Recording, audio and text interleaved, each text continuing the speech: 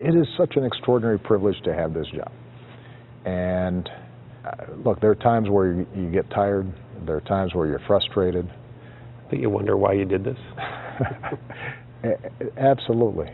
And yet, there has not been a day that I have not walked into the Oval Office and understood that at no point in my life will I ever have the chance to do as much good and make as much of a difference in the lives of people as I do right now. And that's precious. And so I'm going to try to squeeze every last little bit of good work that I can while I still have the chance.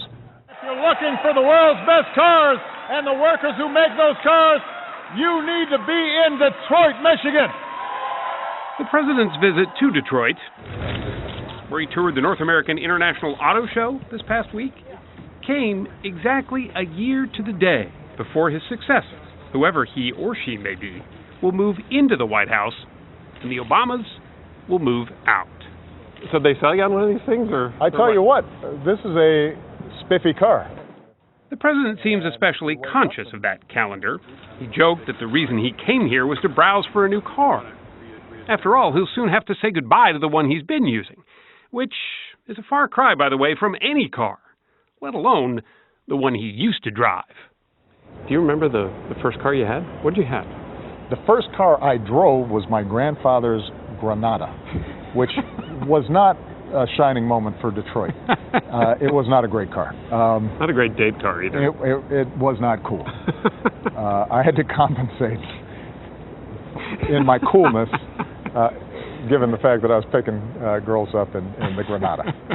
Although he was all smiles, the trip had a serious message. I could not be prouder of this industry and the road that we've traveled together.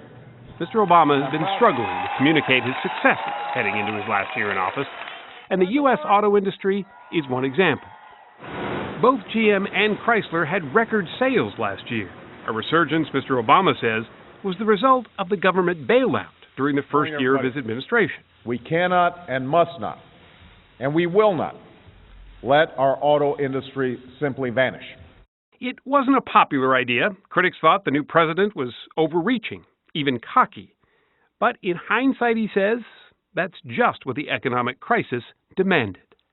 I might have benefited from being young and a little brash and not being as scared as I probably should have been. There was probably some benefit to me thinking, oh, we can fix this, and we'll figure it out. By some measures, Mr. Obama did figure it out. He's overseen shrinking unemployment, a growing job market, We are done. a reduction in the number of Americans without health insurance, and diplomatic breakthroughs on both climate policy and relations with Cuba. But his foes say those gains have been overshadowed by the rise of ISIS, the trouble in Syria, This active shooter situation is still underway. and terrorism at home. Two of them circling. And what stands out even to his supporters has been his inability to be the unifying force that he had promised. The one thing that gnaws on me is the degree of continued polarization. This has gotten worse over the last several years. And I think that in those early months, my expectation was that we could pull the parties together a little more effectively.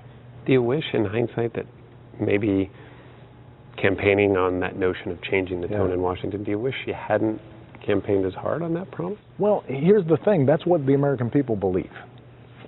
And that's what I still believe. I believe in change because I believe in you, the American people. And that's why I stand here as confident as I have ever been that the state of our union is strong. His final State of the Union seemed an attempt to remind America that despite the exasperating negativity, the last 7 years have not been as dismal or dysfunctional or as racially divided as his critics maintain. When I hear people say, for example, in the aftermath of Ferguson and some of the other cases, that race relations have deteriorated, they're terrible. I have to say, well, maybe it's just because I'm getting older, but they're not worse than they were after the Rodney King incident in L.A. And they're certainly not worse than they were back in the 50s or the 60s. But we forget. I stand before you today to announce my candidacy for President of the United States of America.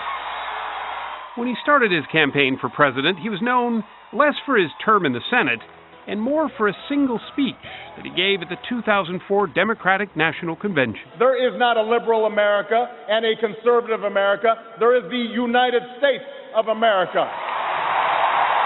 Few doubted his ability to stoke a crowd. There's a wind blowing out there.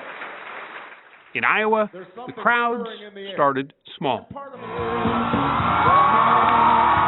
But by the end of 2008, his rallies had grown to sometimes tens of thousands, a celebrity status that his rivals often used against him.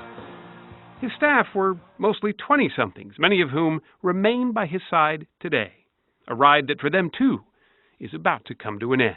Now they're in their early 30s and they're starting to have families, and I've got babies, and Uncle Barack's holding them and playing with them and on the floor of the White House, and so I tell them, you know what, when we're on Marine One and we're flying and the Washington Monument's over there and the Capitol's in the background, look up from your smartphone for a second and think about this. Does that still get to you? Oh, absolutely. Yeah, it doesn't get old. If you could run for a third term, would you? No, I wouldn't. Number one, Michelle wouldn't let me. This is a big sacrifice and a great privilege, but it takes a toll on family life. This is a process in which the office should be continually renewed by new energy and new ideas and new insights. And although I think I am as good of a president as I have ever been right now, I also think that there comes a point where you don't have fresh legs. And that's when you start making mistakes, or that's when you start thinking that you are what's important as opposed to the mission being more important. How much time do you wonder or spend thinking about what you have done might be undone if a Republican ends up in the White House?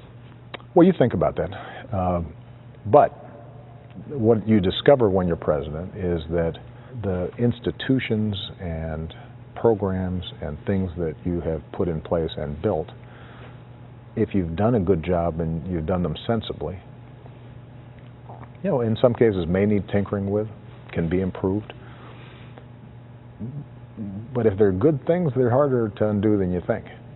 He admits there were policies under the Bush administration he disagreed with as a candidate.